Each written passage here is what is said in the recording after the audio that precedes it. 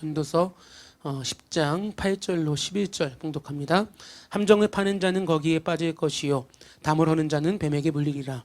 돌들을 떠내는 자는 그로 말미암아 상할 것이요 나무들을 쪼개는 자는 그로 말미암아 위험을 당하리라. 철 연장이 무디어졌는데도 나를 갈지 아니하면 힘이 더 드느니라. 오직 지혜는 성공하기에 유익하니라. 주술을 베풀기 전에 뱀에게 물렸으면 술객은 소용이 없느니라. 아멘. 오늘 말씀은 예측할 수 없는 일이란 제목으로 계속해서 전도서 말씀 10장 보도록 하겠습니다.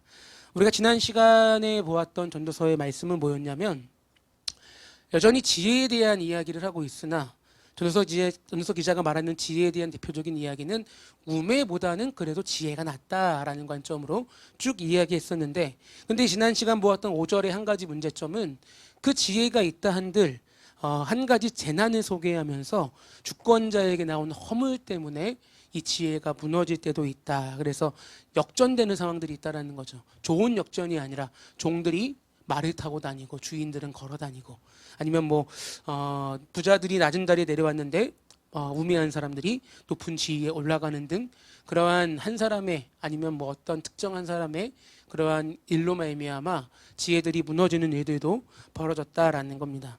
그러니 아무리 지혜가 있다고 한들 이런 일이 재난이라고 소개하고 있다라는 것이죠. 다시 말해 지혜의 한계라고도 말할 수는 있겠는데, 이렇게 될 수밖에 없는 건 우리가 그만큼 허물이 많은 사람이다라는 것이고요. 또 그러한 환경에 놓여 있다라는 것을 염두에 두고 심지어 재난은 언제든지 다가온다라는 게 이들이라고 볼 수가 있습니다. 즉 지혜가 아무리 좋고 대단하다고 하더라도 상황과 환경 속에 통제할 수 없는 일들도 벌어진다라는 것이죠. 오늘 말씀도 지난 시간과 더불어 지혜가 주는 유익보다는 지혜로 아무리 이야기한더라도 큰 위협을 주는 일들이 발생한다라는 것인데, 오늘 말씀의 제목처럼 예측할 수 없는 일들이 우리 안에 이루어진다라는 것입니다. 살다 보면 정말 예측할 수 없는 일들이 많이 벌어지죠. 전도서 얘기하면서 많이 얘기했던 것 중에 하나가 아무리 우리가 예측한다고 해도 예측이 안 되는 경우들이 있어요. 특히 이번에 이제 오늘도 코로나 이제 어제부터 확진자가 또 등장했던, 또 10명이 추가 확진되고 그랬던 것들도 아무리 예측하고 판단하고 계획한다 하더라도 안 될 때가 있다라는 거죠. 전문가들이 아무리 연구하고 조사하고 파악해도 그것들이 안 될 때가 있다라는 겁니다. 그래서 이 이야기 드릴 때마다 드린 이야기가 있죠. 기상청에서 체육대 하는데 비가 온다. 난감한 이야기 아니겠습니까? 기상청에서 체육대를 하는데 비가 올 때도 있다라는 거죠. 그걸 어떻게 말할 수 있겠습니까? 살다 보면 그럴 수도 있다.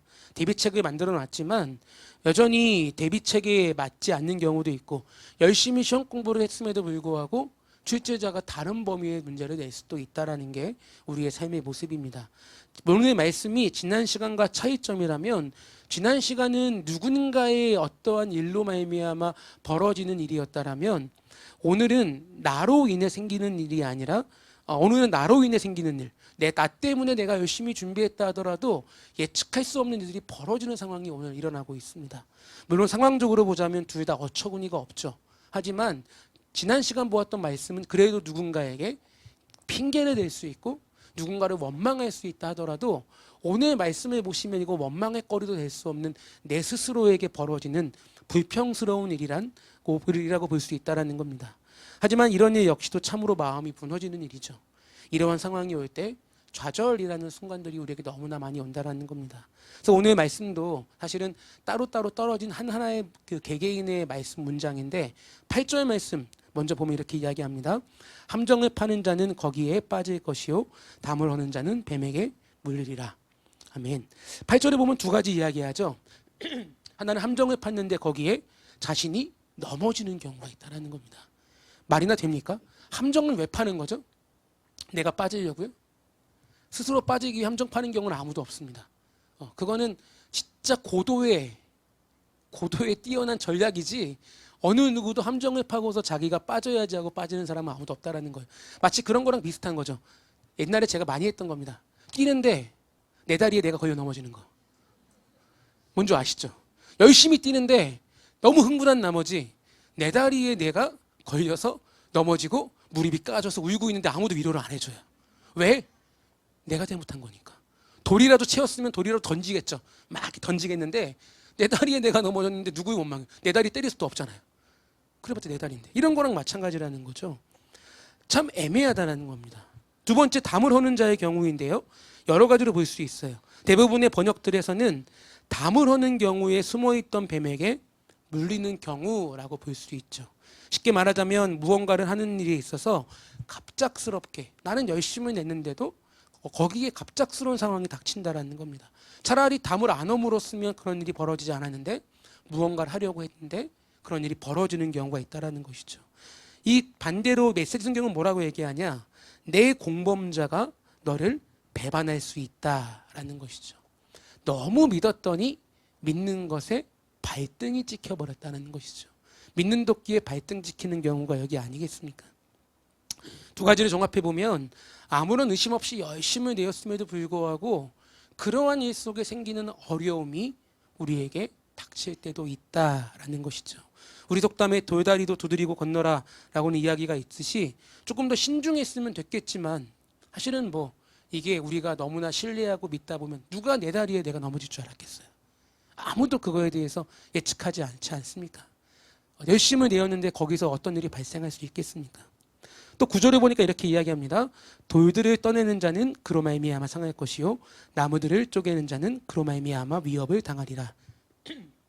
구절에 보면 상반절도 마찬가지인데 돌을 떠내는 직업을 갖고 있는 사람이라는 거죠. 무슨 얘기일까요? 전문가죠. 돌을 떠내는 직업을 갖고 있는 사람인데 그 일의 전문가인데 그것으로 인해서 상하게 된다, 다치게 된다라는 걸 이야기하고 있습니다. 그럴 때 있지 않겠습니까? 하반절도 마찬가지로 나무를 쪼개는 일을 하는 사람이 오히려 그것으로 말미암아 위험을 당할 수도 있다라는 거죠. 그러니까 늘 위험에 노출되어 있는데 그거를 최소한으로 시킬 수 있는 전문가들이라 할지라도 그 일로 인해 상처를 당할 수도 있다라는 겁니다. 우리 속담 보니까요. 구더기 무서워 장 못 담글까라는 이야기가 있죠. 구더기 때문에 장 안 담글 수는 없다라는 이야기입니다. 그러니 구절도 이와 마찬가지로 다칠 걸 알지만 직업을 안 가질 수는 없다라는 것이죠. 때로는 직업의 위험에 노출될 수도 있고 그 모든 것들이 우리가 감수해야 될 이야기들이다라고 생각하고 이야기되는 것이 지혜가 주는 한계에 대한 이야기라고 볼 수 있습니다. 10절도 이렇게 이야기합니다. 철연장이 무디어졌는데도 나를 갈지 아니하면 힘이 더 드느니라. 오직 지혜는 성공하기에 유익하니라. 아멘. 10절에 보면 격언집에 이런 얘기 나오는 거 아실 거예요. 2명의 나무꾼이 나무를 이제 막 자르기 시작합니다. 근데 한 명의 나무꾼은요, 쉬지 않고 계속해서 나무를 막 체력이 너무 좋은가 봐요. 쉬지 않고 나무를 계속 이렇게 베고 있는데 어떤 한 사람은 시험 보듯이 50분 일하고 10분 쉬고 50분 일하고 10분 쉬고 그렇게 일을 하는 겁니다. 근데 누가 더 많은 결과물을 만들어냈을까요? 쉰 사람. 왜요? 왜일까요? 쉬어서라고 얘기한다면 이건 이제 초등학생 정도 수준. 오늘 말씀과 비교해 본다라면 말씀의 답이 나왔잖아요. 나를 갈지 않았기 때문에. 쉬면서 그 사람이 뭐라고 얘기하냐면 나는 쉬면서 무뎌진 나를 다시 갈았다라고 이제 이야기하는 그 이솝우화 같은 이야기들이 등장한다라는 것이죠. 이 이야기가 말하는 것은 뭐냐면 사소한 것조차도 제대로 정비하지 않으면 고생은 내가 한다라는 겁니다. 가위질 할 때 제일 힘들 때가 언제인 줄 아십니까? 끈적이는 거 자른 다음에 다음 거 자를 때. 공감하시죠? 그 어쩔 수 없는 그 당혹스러운 감정은 정말 어떻게 할 수가 없어. 가위를 막 집어 던지고 싶은데 가위가 하나밖에 없어가지고 막 물티슈로 막 닦아내고 다시 잘라보기도 하고 하는데 잘 안 되는 경우. 결국 사소한 것 때문에 우리가 그걸 놓쳐버리면 그것으로 인해 결국 고생하는 건 나일 수밖에 없다라는 것이죠. 그래서 10절 후반부가 뭐라고 얘기하냐면 오직 지혜는 성공하기에 유익이라고 이야기하고 있죠. 조금 사실 이 번역이 좀 난해해요. 다른 번역서를 보면 이렇게 이야기합니다. 새 번역, 도끼가 무딘데도 그날을 갈지 않고 쓰면 힘이 더 든다. 그러나 지혜는 사람을 성공하도록 돕는다. 메시지 잊지 마라. 도끼날이 무딜수록 일은 더 고되다. 머리를 써라. 머리를 많이 쓰면 쓸수록 힘쓸 일이 적어진다. 아멘. 머리를 쓰라는 겁니다. 머리를. 이게 지혜가 갖고 있는 건데 결국 그러니까 우리가 예측할 수 없는 일 중에 우리가 이 가장 기본적인 사소한 것들도 놓쳐버리면 고생은 결국 우리가 할 수밖에 없다. 그렇게 된다라는 것이죠. 그래서 결국 지혜가 주는 유익들이 있다라는 것도 이야기하고 있지만 결국 이러한 상황들 속에도 예측할 수 없는 많은 일들이 벌어지고 있다는 거죠. 마지막 11절 이렇게 이야기합니다. 주술을 베풀기 전에 뱀에게 물렸으면 술객은 소용이 없느니라. 아멘. 무슨 말인 줄 아시죠? 여러분 혹시 이렇게 항아리 넣고 뱀피리가 불면 어떻게 되는 줄 아시죠? 이렇게 뱀이 나와가지고 혼자 쉬 하면서 교회도 갔다 절로 갔다가 막 내려오잖아요.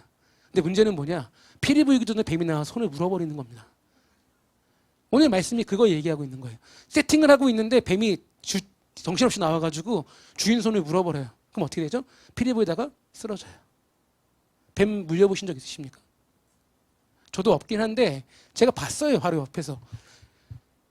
예전 교회 청소년부 수련회를 갔는데 그 주방에 이제 너무 그 교회가 그 수양관이 좀 오래된 수양관이에요. 영화에도 나온 수양관인데 오래된 수양관으로. 근데 이제 밥을 하려고 봤는데 우리 남자 권사님이 밥을 잘 하시거든요. 하려고 봤는데 거기 뭐라 그래? 솥단지 위에 뱀이 꽈리를 틀고 앉아 있는 거예요. 이렇게. 근데 그분이 뱀 또 전문가십니다. 시골에 살다가 오신 분이라서 그래서 아무 생각 없이 뱀 머리를 딱 잡으려고 그랬는데 잡긴 잡았어요. 근데 뱀이 머리를 들고 콱 깨물고 내려가 도망가더라고요. 어머어머, 그렇죠. 그래서 보니까 그렇게 해서 한 일주일간 여기 통통 부으셔가지고 막 빨고 다니는 부어 있는 걸 볼 수가 있죠. 아무것도 밥을 하셔야 되는데 밥을 못했어요 그분이.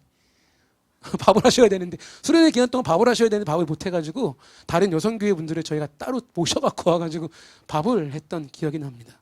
그러니까 주술 베푸는 사람 어떤 사람이죠? 뱀을 다룰 수 있는 사람이에요. 근데 뱀이 개념 없이 나와가지고 자기는 귀엽게 물고 갔는데 그 하나의 행동이 아무것도 못하게 되는 그러한 일. 즉 숙련된 사람이라도 예측할 수 없는 많은 일들을 경험하게 되는 게 우리가 살고 있는 이 시대에 예측할 수 없는 일이다라고 이야기하고 있습니다. 이렇게 볼 때 오늘 말씀 사실은 뭐 매우 단순하고 아주 간단한 말씀인데 오늘 말씀을 묵상하면서 두 가지 생각이 들었습니다. 지혜가 있다고 한들 정말 그게 우리에게 도움이 되는가라는 생각을 해보게 되었습니다. 왜냐하면 지혜가 아무리 있어도 함정에 빠지고 뱀에 물리고 이러다가 다치고 그 일로 예측할 수 없는 일들을 경험하기 때문입니다. 왜 이런 일이 생길까요? 이유는 지난 시간에 우리가 본 말씀들이 들어있는데 아무리 우리에게 훌륭한 지혜가 있다 하더라도 그 지혜가 우리에게는 매우 한정적이다 보니까 세상의 모든 일을 다 감당할 수 없다라는 게 지혜의 또 다른 측면이었습니다. 이를 다른 말로 하자면 이렇게 말할 수 있죠. 지혜가 아무리 크다고 하더라도 우리는 지혜보다 작은 존재다. 전도서 8장 17절 이렇게 같이 한번 읽어보겠습니다. 시작.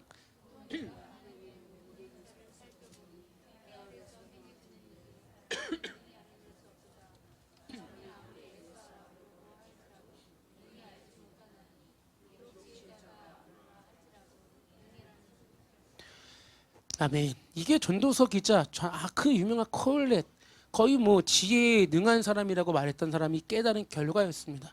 지혜가 안 오라 할지라도 아무리 능히 알아내지 못한다라고 말하고 있다는 것이죠. 허무함이 느껴지고 있습니다. 사람은 절대로 세상의 모든 것을 알 수 없다는 것이 역설적이지만 가장 크게 지혜자의 느끼는 지혜라는 것입니다. 앞에서도 이야기했지만 수많은 전문기관들이 다 예측해요. 경제 동향이 이렇게 될 것이다. 뭐 코스닥이 이렇게 올라가고 아니면 뭐 코로나를 이렇게 잡을 수 있고 비가 안 올 것이고 예측을 하는데 예측대로 되지 않는 게 세상의 원리라는 것이죠. 세상의 이치라는 겁니다. 변수가 너무 많다라는 것이죠. 그러니 오늘 말씀처럼 넘어지고 쓰러지고 다치고 내 안에 실수가 생기고 어려운 일이 나타난다는 것이죠.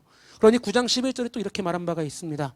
내가 다시 헤아려서 보니 빠른 경주자들이라고 선착하는 것이 아니며 용사들이라고 전쟁에 승리하는 것이 아니며 지혜자들이라고 음식물을 얻는 것도 아니며 명철자들이라고 재물을 얻는 것도 아니며 지식인들이라고 은총을 입는 것도 아니니 이는 시기와 기회는 그들 모두에게 임함이니라. 아멘. 그러니까 지혜도 있는데 지혜와 더불어 때와 시가 우리에게 계속적으로 존재한다라는 것입니다. 그래서 9장에서는 시기와 기회가 다르기 때문에 분명하게 지혜로 다 이루어지지 않는 허무함을 경험했다라는 것이죠.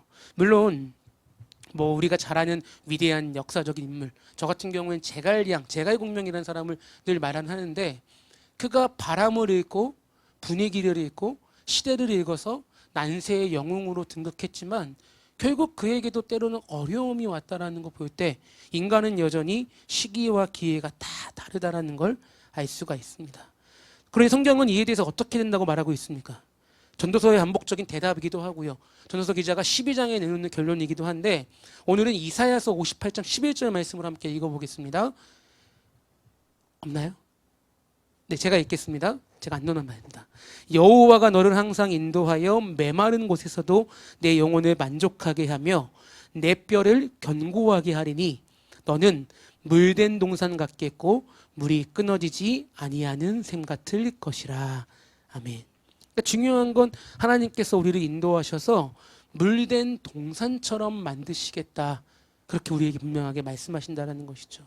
그러니까 저는 오늘 말씀을 통해서 지혜가 주는 허점처럼 보일 수 있으나 지혜를 통해 깨닫는 또 다른 지혜는 결국 우리의 삶 속에 인도하는 분이 있구나라는 것입니다.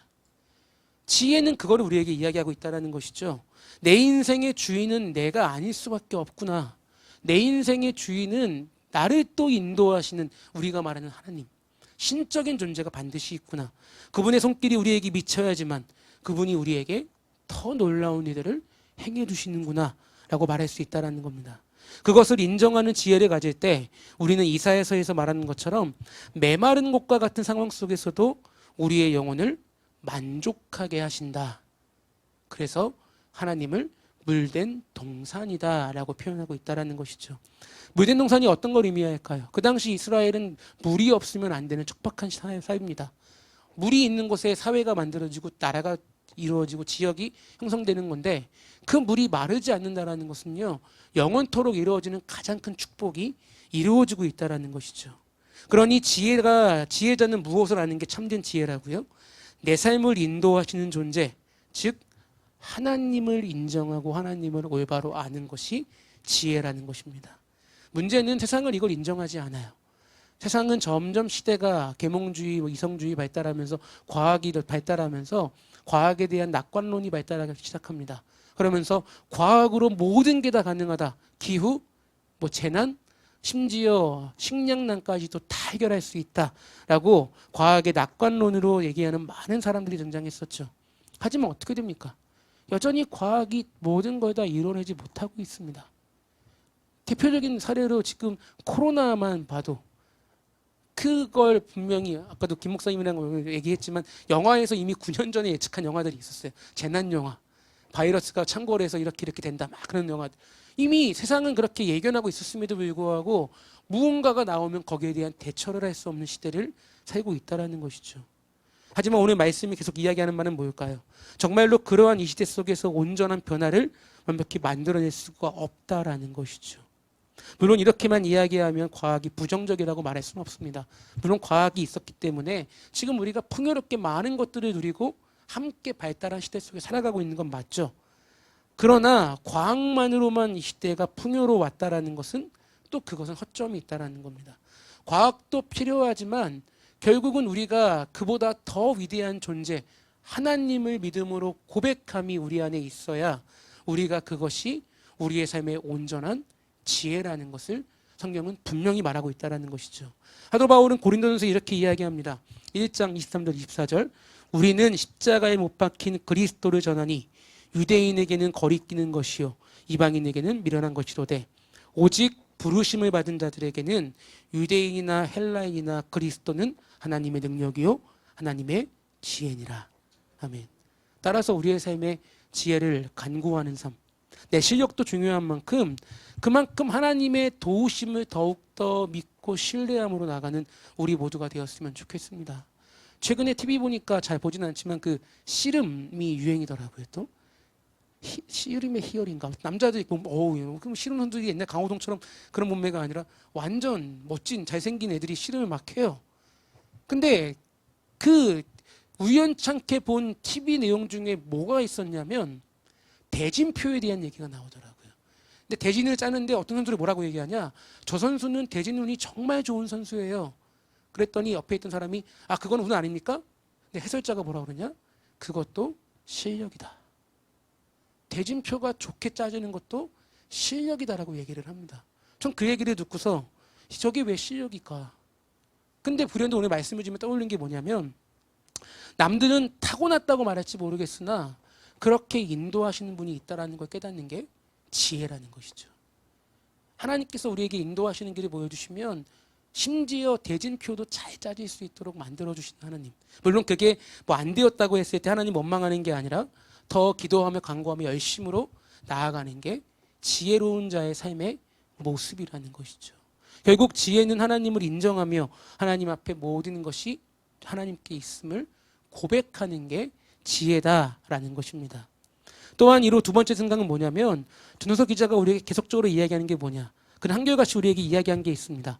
사실은 우리가 후반부 오면서 계속 지혜, 뭐 좋은 것만 얘기하다 보니까 전도서의 본질을 좀 잃어버렸는데 함께 읽어볼게요. 전도서 1장 2절 3절 시작.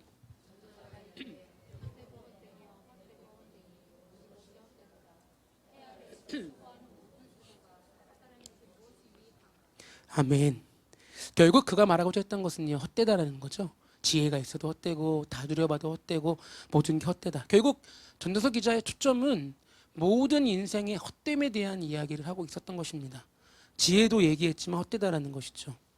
하지만 그가 얘기했던 것 중에 후반부로 오며 강조했던 건 뭐냐면 그럼에도 불구하고 우매한 것보다 어리석은 것보다 지혜로운 게 더 낫다라는 겁니다. 아무리 허무하고 아무리 헛되도 그래도 지혜를 가진 자는 덜 헛되다 라고 얘기한 바가 있었죠. 지혜를 이렇게 이야기합니다. 7장 11절 12절 지혜는 유상같이 아름답고 햇빛을 보는 자에게 유익이 되도다. 지혜의 그늘 아래 있음은 돈의 그늘 아래 있음과 같으나 지혜에 관한 지식이 더 유익함은 지혜가 그 지혜에 있는 자를 살리기 때문이니라. 아멘. 그러니까 무슨 말을 하는 거냐면요.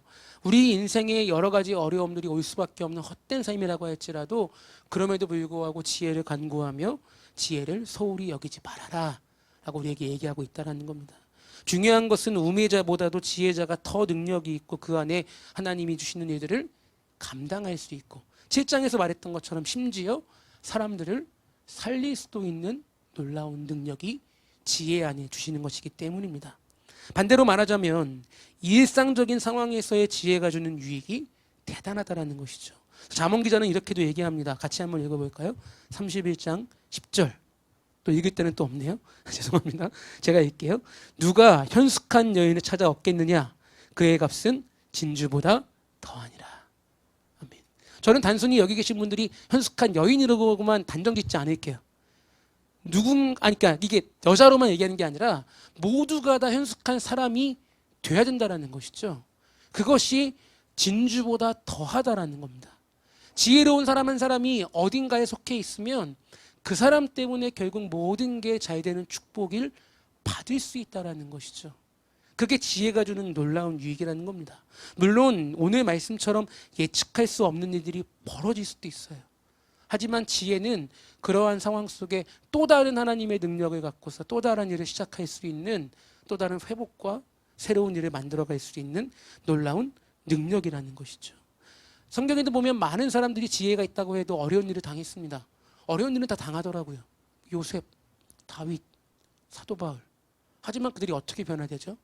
하나님을 신뢰하는 지혜를 통해서 또 다른 길들로 새롭게 나아가는 또 다른 하나님의 영광들을 발견하게 되었습니다. 그게 지혜가 우리에게 주는 유익이라는 것이죠. 우리가 허무함을 당할 수 있으나 그러나 지혜를 가진 자에게는 또 다른 유익들을 주시는 하나님이심을 기대함으로 하나님을 신뢰하고 하나님을 바라보는 지혜가 우리의 삶에 더욱더 많아져 우리의 삶의 지혜가 된다면 그것이 오늘 우리가 해야 될 하나님을 향한 고백이 되었으면 좋겠습니다. 말씀을 정리할게요. 지혜하면 역시나 이 말씀밖에 떠오르지 않더라고요. 잠언 9장 10절 같이 읽겠습니다. 시작.